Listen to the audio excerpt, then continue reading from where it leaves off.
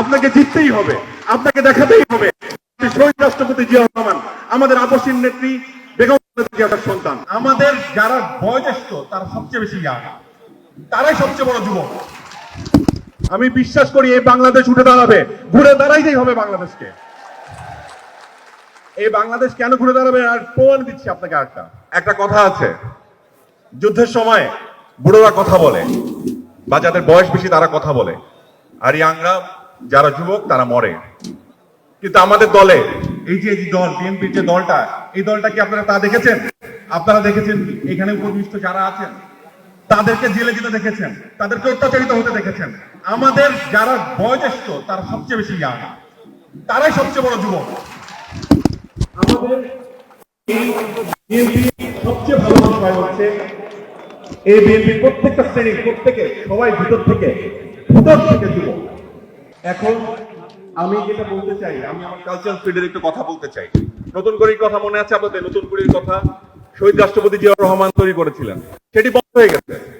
আমরা চাই এরকম প্রতিভা অন্বেষণের প্রক্রিয়া শুরু হোক। জাতীয় বিতর্কের প্রতিযোগিতা বন্ধ হয়ে গেছে, এটা এক ধরনের দলীয়করণ হয়ে গিয়েছে, সেখান থেকে আমরা বের হয়ে আসতে চাই। আমরা এরকম অনেকগুলো সেক্টর আছে সেখান থেকে আমরা বের হয়ে আসতে চাই যেগুলো দলীয়করণ হয়ে গেছে। আমাদের এই সুযোগ আমরা যেন হাতছাড়া না করি। বারবার সুযোগ আছে আমাদের গঠনের। জুলাই আগস্টে আমার ভাইয়েরা যা দিয়েছেন তাদের জন্য, তাদেরকে স্মরণ করে আমি একটা কথা বলতে চাই খুব স্পষ্ট করে। যারা অত্যাচারিত হয়েছেন এই মানুষগুলোর কথা স্মরণ করে আমি বলতে চাই, গত 17 বছরে যারা ফাইট করেছেন সামনে থেকে, আপনারাই ছিলেন তারা। আপনাদেরকে ট্রিবিউট করে একটা কথা বলতে চাই। দেখুন এই যে স্ক্রিনে যে মানুষটি জনাব তারেক রহমান, তার ভাই আজকে জনাব আরাফাত রহমান কুকুর জন্মদিন। আমরা যুবকেরা, বৃদ্ধ, আমাদের নারীরা, সবাই, আমাদের বোনেরা, আমাদের ভাইয়েরা, আমাদের বাবারা, আমার মায়েরা, কেউ থামবে না। সবাই থাকবে আপনার সাথে, আপনার পেছনে।